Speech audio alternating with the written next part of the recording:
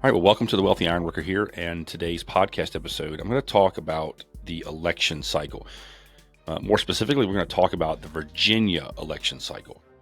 It has larger implications just because we're going to sit here and whenever you talk politics, there is the possibility that it, of course, expands into the federal realm, which affects everybody nationwide. And that's certainly the issue for today. The reason why I want to talk about this is because this is a topic, if you will, that bubbles underneath the surface. We have these, you have people that talk, well, it's just politics. And yes, it is. It is just politics. And there's a whole litany of individuals who participate in said politics, who are very good at double talk, who, are the epitome of distasteful politics and the things like this. Now, I'm not a political commentator by any means. I don't, it feels like when you're in the political realm and you're looking at things, you end up seeing what I'll say is the worst of humanity sometimes in a first world country. But it does bear scrutiny. And you look at an election like what just took place in Virginia. We're about a week or so out of the election in 2025, and you've got the Democratic elect Governor Abigail Spanberger.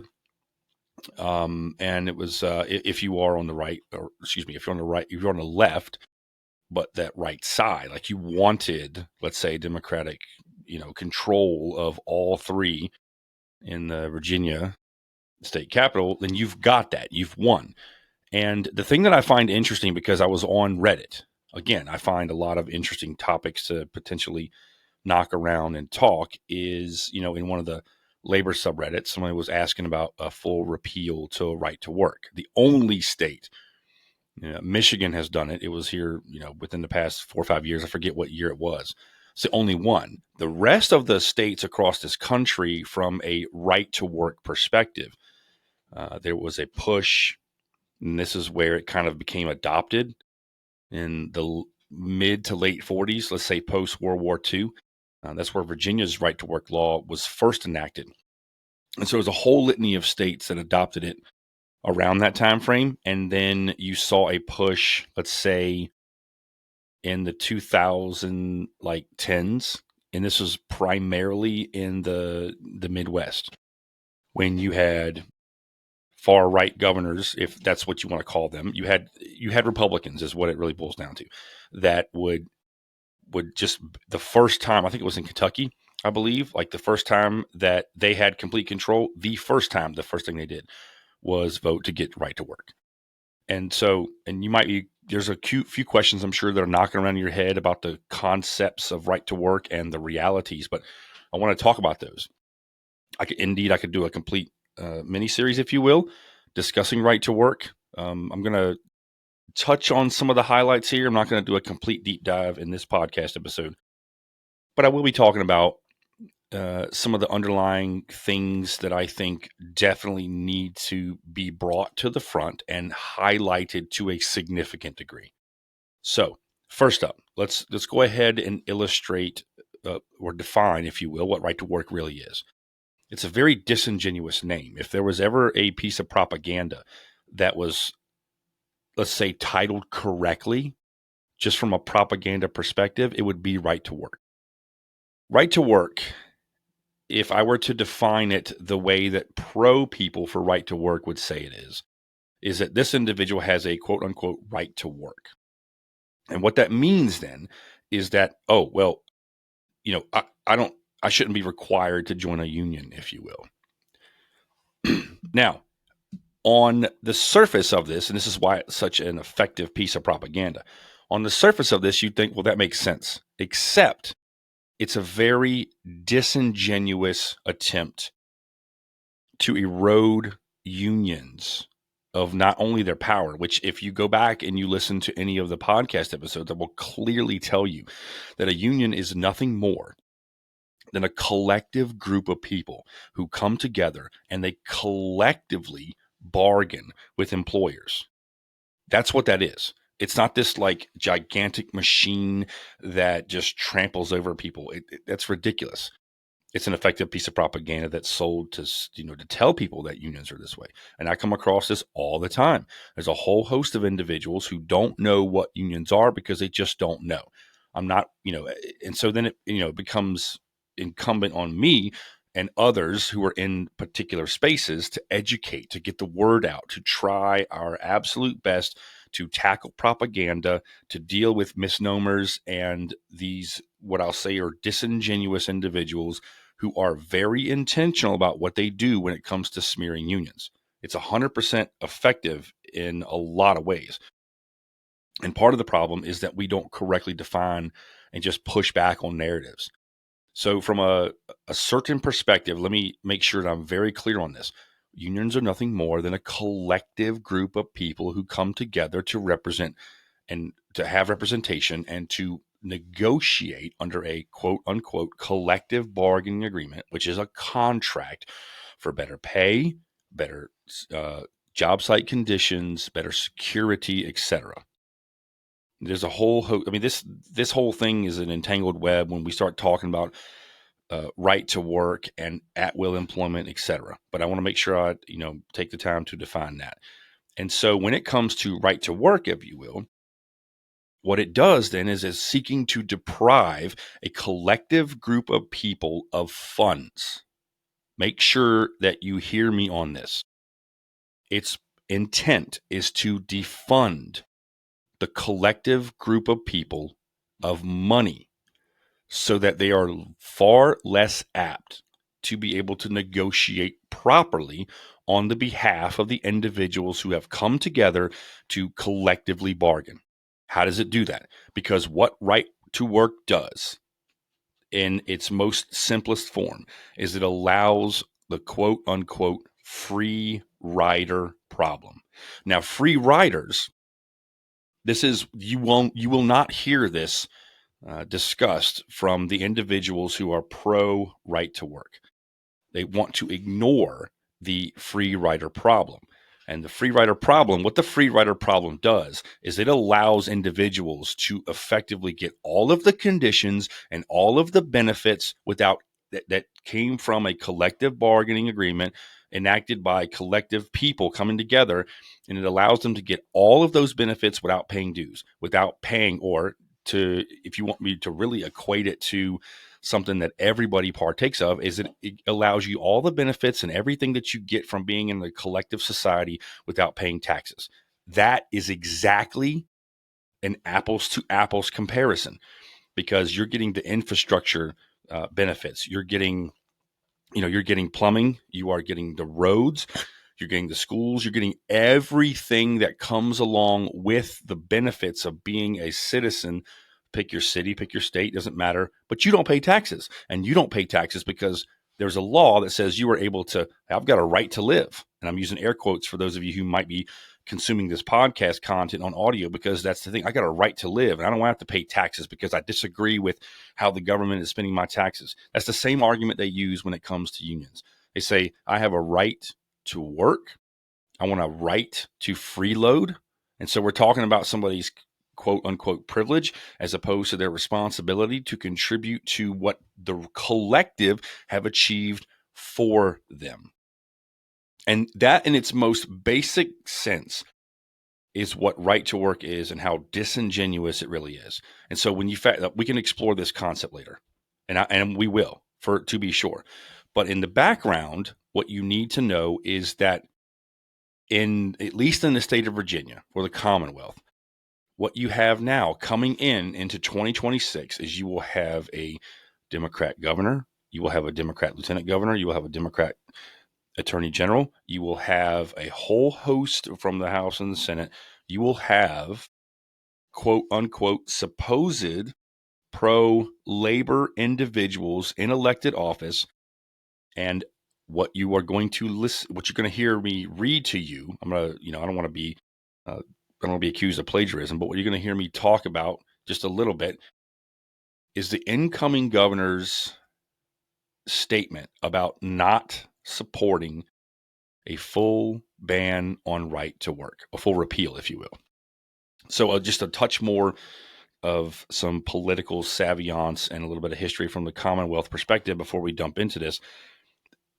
What the state of Virginia or the Commonwealth, what happens is, and other states have done this, but you have to go, people who are pro right to work have sought to enshrine right to work into the Virginia Constitution. And that makes it exceptionally difficult to remove it, which is why they're trying to do it. They want to get it, they've tried at least once, I think maybe twice, to get it put on the referendum, which then goes out to every voter. So when you go to the polls and then you vote, hey, I want to add this to the Virginia Constitution. And then once it's done, because it has to go through the states and it has to go through the whole, the government mechanism in Richmond for 2 years in a row, and then it gets put on the referendum. It's already been there, I know for sure, in my lifetime once, because I voted against it. And by a significant margin. It was pretty illuminating, actually, during that time period. Fast forward to now, why would you need to pursue it that way when you have supposed pro-friendly, labor politicians who campaign on these things openly saying, hey, I am not for a right to work full repeal. All right. So what I'm going to do now is I'm going to go to where the actual article, I'm going to stay within the article that I saw referenced in Reddit, and I'm going to read you just a snippet of it. But this is from the Virginia Scope, and I will leave a full link in this so that you get full credit I'm looking for, I think it looks like the guy's name might be Brandon Jarvis. Yep, by Brandon Jarvis. So I'm going to read a little bit, but I'm giving credit where credit's due because it needs to be out there, right? So the title of this is Spanberger Splits the Middle on Right to Work, Opposes Full Repeal. Interesting. All right. So he starts the article by saying Democrat gubernatorial nominee Abigail Spanberger. This was written, when was this written? This is May 8th. This is May 8th. So this is while she's obviously campaigning, right? Said she opposes a full repeal of Virginia's right to work law, though she's open to reforms. Interesting. End quote. Right. I'm going to go on down, and then we're going to go into what she's got. And this is a direct quote from her. Quote, which Brandon Jarvis obviously puts into his article here. I support labor. I support our strong Virginia economy, but no, I don't support a full repeal on our current right to work statute. Spanberger said, certainly it's an old statute. We've seen reforms and adjustments to it over the years, and recognizing that as Virginia and our economy moves forward, reforms may be necessary into the future, but no, not a full repeal. End quote. And this is the part that I want to really highlight too, right? So the next line from Brandon is Virginia's right to work law bars labor unions from requiring workers to join as a condition of employment. But it does not highlight what I've already alluded to earlier in this podcast episode, which is what it effectively does is it allows free riders. It allows individuals to free ride, reap all the benefits from the collective bargaining agreement, and the collective have come through. And then on top of this, I didn't allude to this earlier, but the way that right to work effectively does erode times two is that not only does it enforce the fact that this individual can quote unquote reap all the benefits without paying any dues, but if there is an issue with that individual in their workplace, the union is required to represent this non-paying member. So it's free riding with an exponent to it. It's free riding to the second power, if you will.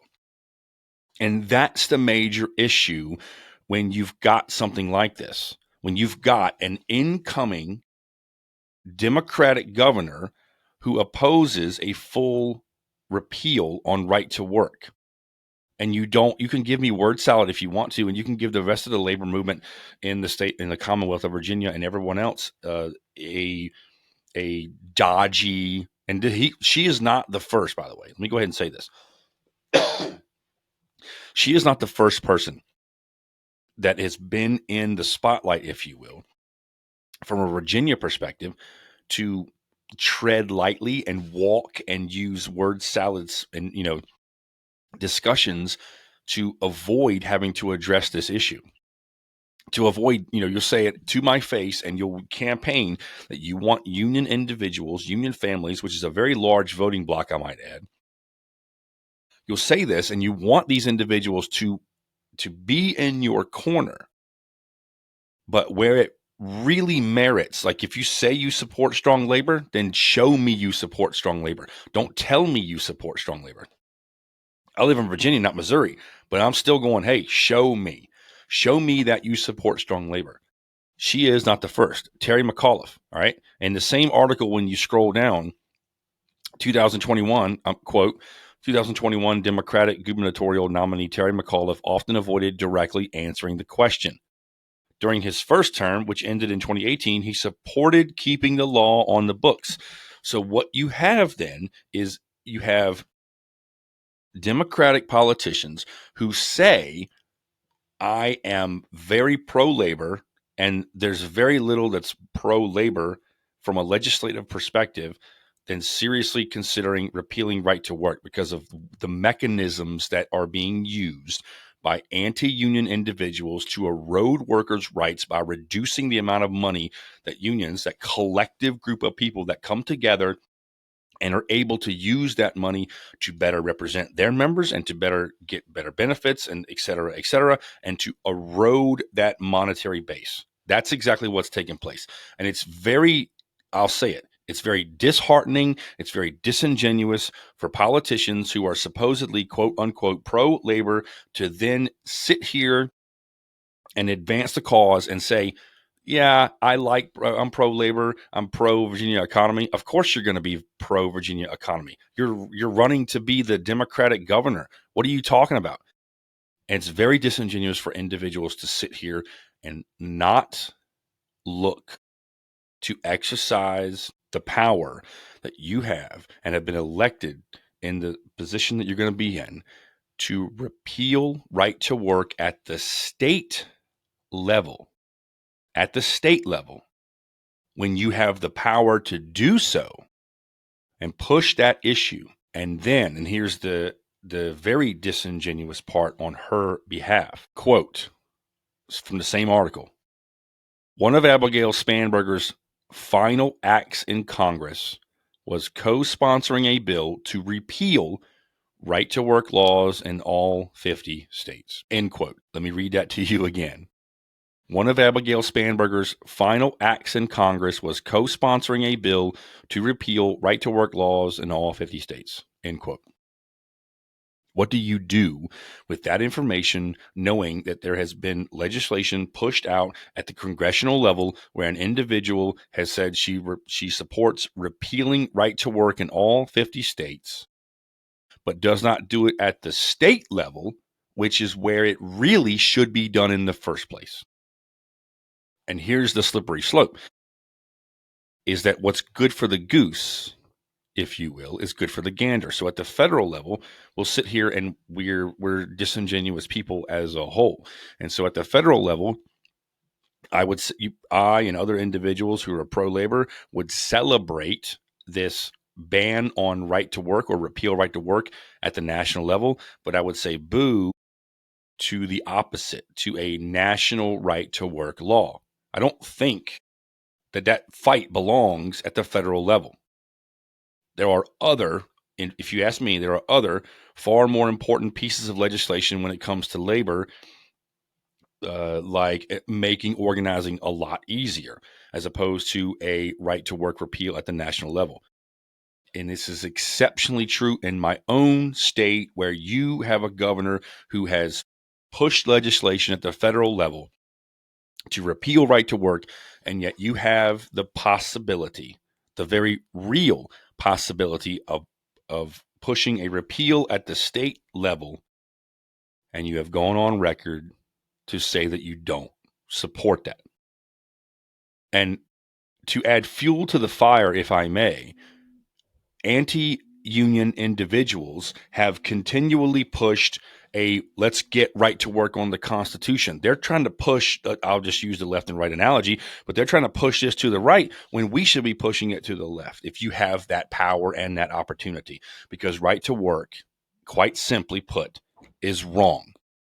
And I'm tired of pretending that it's not. And I'm tired of pretending that there's Democratic politicians out there that quote unquote support labor, and their real support is, well, we'll just keep the status quo instead of pushing away from the erosion of workers' rights.